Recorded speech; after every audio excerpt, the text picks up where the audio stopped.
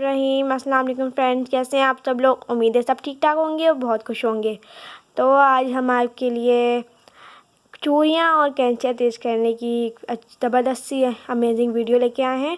तो हमें रेगमाल चाहिए होगा जिससे हम अपनी चूड़ियाँ और कैंचियाँ तेज़ करें। तो ये हमारे पास रेगमाल है, आपको किसी भी इलेक्ट्रिक की शॉप से इजीली अवेलेबल हो सकता है। तो हम वीडियो स्टार्ट करते हैं। तो हम फ्राई करने से पहले कैंचियों की अच्छे से क्लीनिंग कर लेंगे। तो हमें रेगमाल का छोटा सा पीस चाहिए और इसी के साथ हमें मशीन का तेल चाहिए। अगर आपके पास मशीन का तेल अवेलेबल नहीं है तो आप सरसों का तेल भी यूज़ कर सकते हैं। तो हम कुछ ड्रॉप्स कैंची के साइडों पे लगा लेंगे।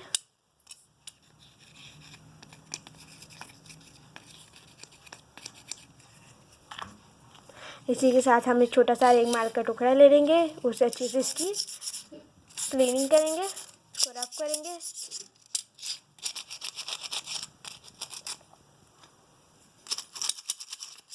इसी तरह आपने अच्छे से करना है कि जब तक आपकी कैंची क्लीन ना हो जाए आगे पीछे।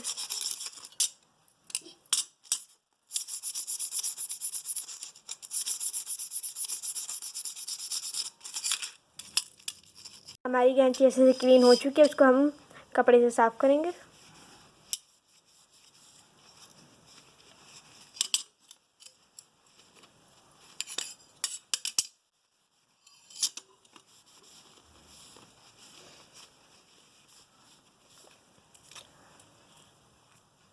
अब हम इसकी रगड़ाई का काम करते हैं। हमने रेगमाल का एक छोटा सा पीस ले लिया है, उसे अच्छे से इसको धार को तेज करेंगे। आपने याद रखना है कि कैंची की जो अंदर वाली साइड होती है इस पर आपने ज़्यादा फोकस देना है, इस पर रगड़ाई का, क्योंकि इसी से हमारे कपड़ा कटता है। अच्छे से हम इसकी धार तेज करेंगे। अगर कैंची ज़्यादा ही ख़राब है तो आपको 10 मिनट लग सकते हैं। तो आपने इसको फोकस देना, अच्छे से इसकी रगड़ाई करनी है। जब आपको लगे कि आपकी कैंची तेज़ हो चुकी है तो बस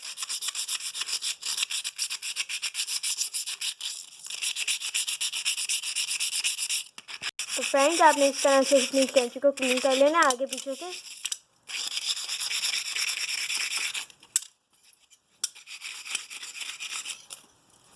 तो देखिए हमारी कैंची अच्छी तरह तेज़ हो चुकी है।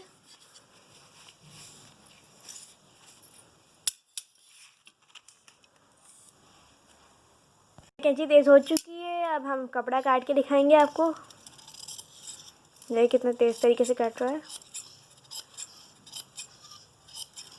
अब हम इसी प्रोसेस से आपको छुरियाँ तेज़ करना सिखाएंगे। तो यहाँ हमारे पास छुरी है, आपने भी छुरी पे इसको अच्छे से रफ करना है, आगे पीछे दाएं बाएं उसकी धार पे भी।